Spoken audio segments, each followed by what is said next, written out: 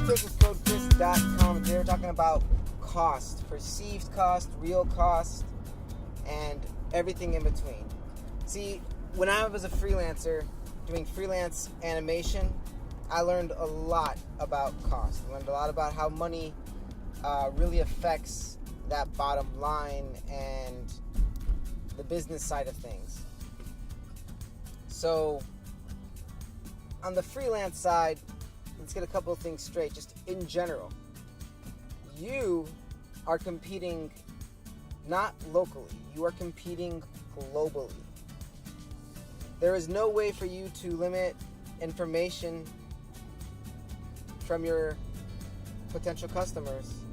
They have the internet. They know how to use Google. They know how to type in freelancer cheap.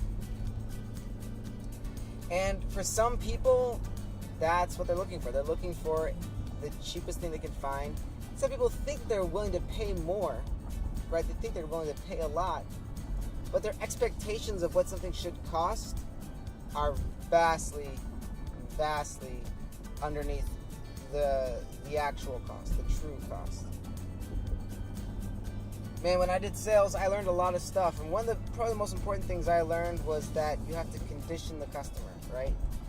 So you got to spend time telling people that what you're selling is worth what it costs. And there's two approaches to that, or there's two outcomes to that. Either A, they believe you, yes, what you're selling is worth this much. Or B, what you're selling is not worth this much, and that's on the marketing side, right? The other thing too, though, is that they could agree 100%, yeah, what you're selling is worth this. It is worth that much. But I don't got that kind of money, and I don't need something that good. I don't need something that's that over the top. So then in sales, our job is to sort of figure out, well, how do you make what they really want a need? But that's still not the case, because the thing is that, speaking from the artist point of view, not everybody's going to notice the difference between good art and great art. Not everybody's going to notice the difference between an amazing animator and a really good animator. Not everybody's going to know the difference between a very good commercial and a good commercial. And when you're the one paying the money, depending on how big that scale is, you'll be surprised how much you're like, it's pretty much the same thing. It's good enough. That's what happens. I think that happens a lot in the art world too, just because people perceive it as this, oh, well, you're just drawing all day. Oh, well, you're just playing with colors, and they don't think that there's actual work involved in it. There's not actual time spent in it. Or, God forbid, that you actually enjoy what you do. And because the fact that you enjoy what you do, you should be grateful. You should be thankful that you even get to do what you want. And I'm being so generous by paying you for that. That's a bunch of crap. But that's definitely a mentality that gets pushed around and seen. And maybe you don't believe me. Maybe you're like, nah, Chris, man, you're pushing it. That's not really how it is. I have had numerous people tell me, well, there's other artists who are willing to work for way less. Good, then you can hire them. You know, I can go, well, I have other people bidding for the same project, and they're artists, and, you know, the only reason I'm picking you is because you speak better English. Because you speak good English, I'm willing to pay that cost difference. And I guess, in a way, that's a selling point, because, yes, there's the convenience of communication is super important, but I'm not selling myself then. I'm selling the fact that I can communicate better, which I guess is selling myself, but they're not seeing the product any differently. They're seeing some of the additional things I bring to the table, but they're not seeing the product as being any different. And when that's the case, then I need to make some adjustments. Now, the reason I changed fields from animation to coding is because the market is changing. Yeah, I can still survive, but I'm having to compete in a much harsher environment. I am competing heavily on cost. I won't go into it right now, but if you look at the industry as a whole, it's unfortunate some of the things that are happening as a whole. Yes, there's definitely good paying spots, there's definitely good paying positions, but for what I want to do, how I want to do, getting inside, really breaking in and staying in, that's the other thing too, is once you get the work, staying in with getting new work, getting the cost that you want, it's different. You can say whatever you want is the reason why, but let's talk about code. The demand for code. Well, code can be outsourced, right? To give you an idea for the extreme, there are people that a project should reasonably cost $1,000 minimum. And you'll be competing with people that are going to do that exact same project for $50, maybe $100. And in the mind of the consumer, the mind of the person paying it, they're like, well, if I'm willing to pay $200, maybe I'll pay for somebody even better. These people are only bidding $100. I'll pay $200. I'll get something good for $200. I don't need something that's $1,000. I can get by with what's $200. I can't tell the difference, and that's just the nature of the beast. You're not Steve Jobs. You can't tell the customer what they want. Because, to be honest with you, some people that are looking around for certain things like that, they are price shopping. I price shop myself, right? If you're price shopping, you're shopping on price. Yes, there may be value there, but if your main determining factor is cost, that's the truth. And the thing is, a lot of people who are looking for this work, sometimes they're startups. Sometimes they're people who have an idea and they just need a little bit of money, a little bit of funds to sort of put it all together, right? They're scrapping the website together, they're scrapping an advertisement, they're scrapping little things together to make something work. They're doing bootstrap. And you know what? Like, a budget's a budget. Like, you can't afford everything. I totally understand that. And, that is what it is, 100%. But the thing is that there is a real cost there.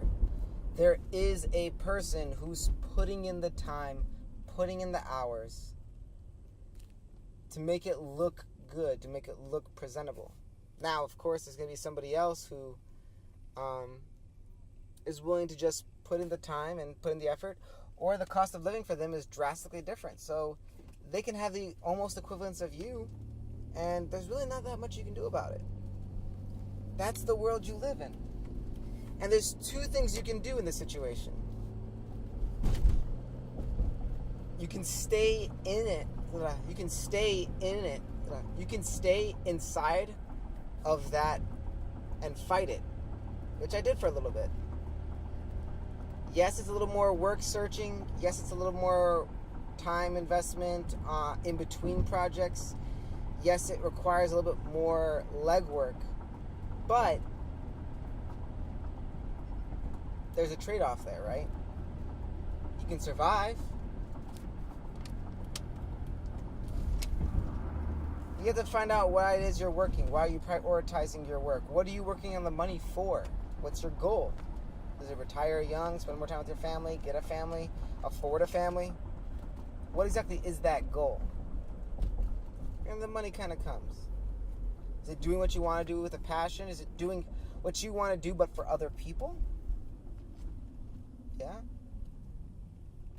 I mean, all these are questions you can figure out for yourself.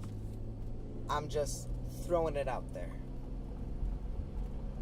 So, what are you... So, that perceived cost. Like I said, this may not be popular, and I hate it. But I have the impression, and I've been given the impression, that in general, traditional artists, digital artists, web design, motion graphics to some extent, animation, all of that is perceived as art. And because it is perceived as art, in general, it is seen as being, quote-unquote, less expensive.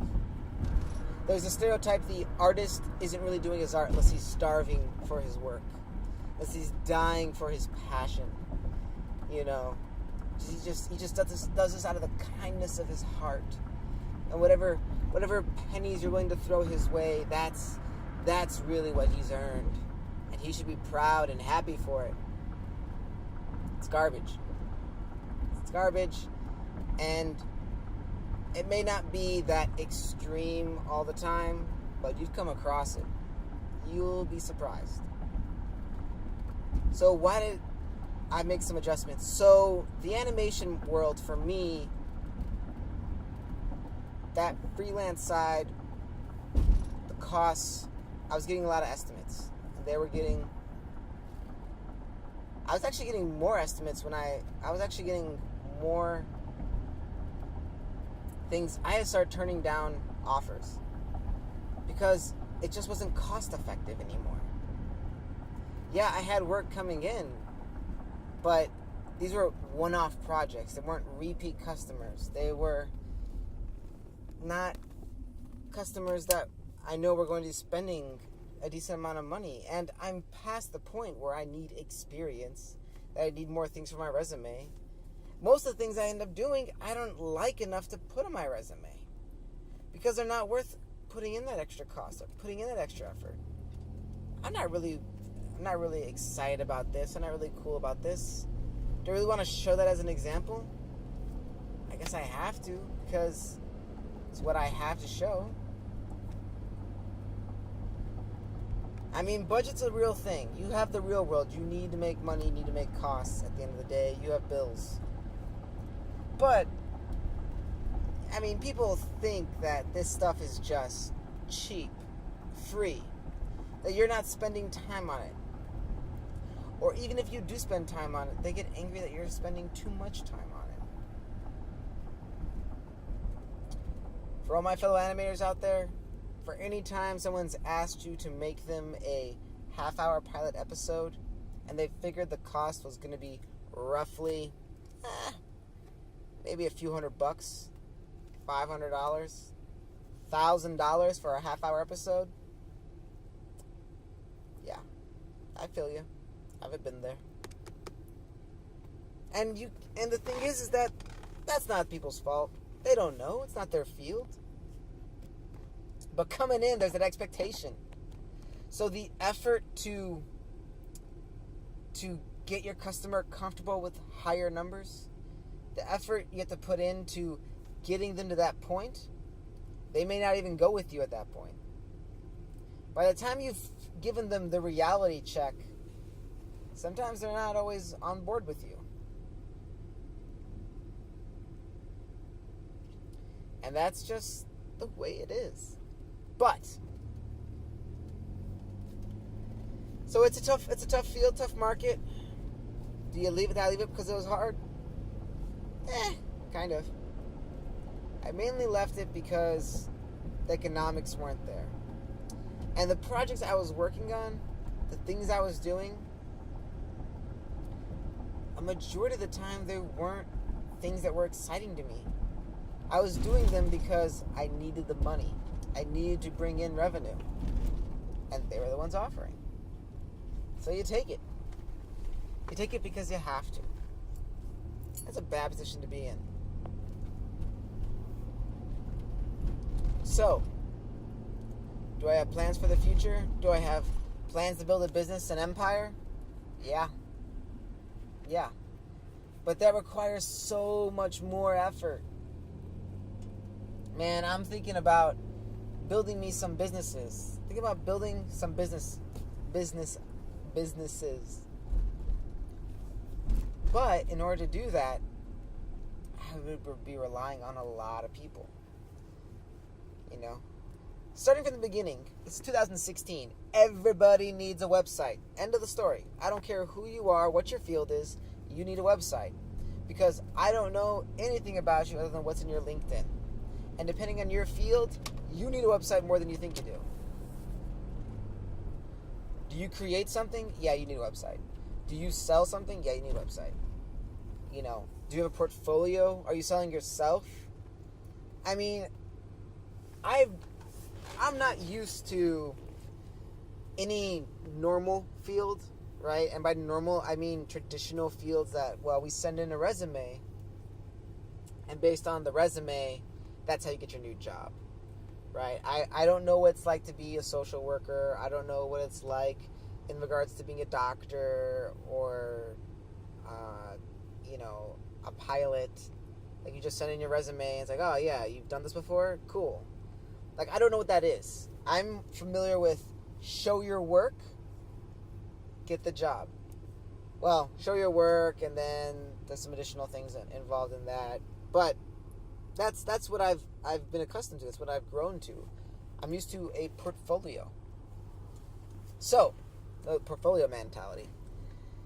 So, this coding thing's a little different for me. But on the other hand, it's kind of the same. Now, back to perceived value. You see, when I say code, when I say programming, when I say software, when I say fancy words about functions, methods, when I say fancy function, methods, and algorithms, and variable type booleans, event-driven listeners, all that stuff, that sounds fancy. To somebody who doesn't know jack, who doesn't know anything about the industry, that all sounds fancy. That sounds expensive. That sounds like somebody had to put in a lot of time and effort to get to where they are. That sounds like something that when I walk in there and I'm talking to this guy, yeah, I expect that it's going to cost me a reasonable amount of money. Now, will people still be outsourced? Will projects still be outsourced to the lowest bidder? Yeah, absolutely. Of course.